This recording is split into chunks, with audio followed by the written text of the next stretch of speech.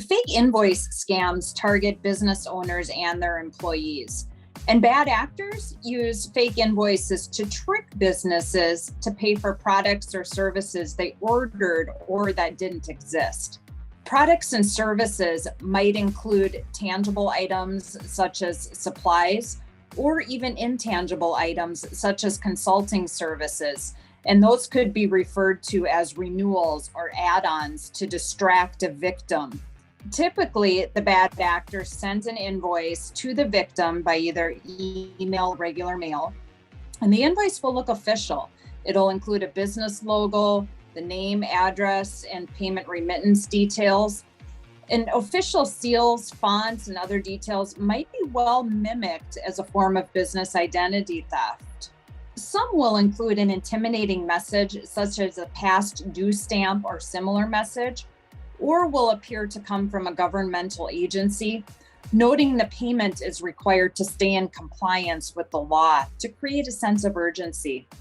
The person paying the invoices processes payment without further investigation, as they're unaware of the scam. So here's some tips. Train your team. Make sure people processing invoices or answering phone calls are aware of potential falsified invoices. Ensure team members who pay bills are aware of what bills they should expect to receive, from which vendors, and for what products and services.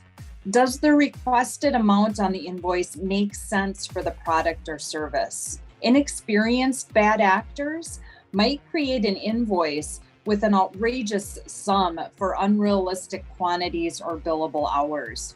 Be wary of suspicious links, especially if the process for an existing vendor changes. If they previously sent emails via PDF, but changed to clicking on a link to view the invoice online, this could be a flag, and you should consider calling the vendor at a verified phone number to validate their banking credentials prior to remitting payment. And be wary of changes to vendor payment or banking information, especially if it's an existing vendor.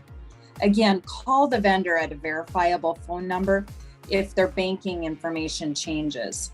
Verify all goods or services were ordered and delivered prior to paying an invoice.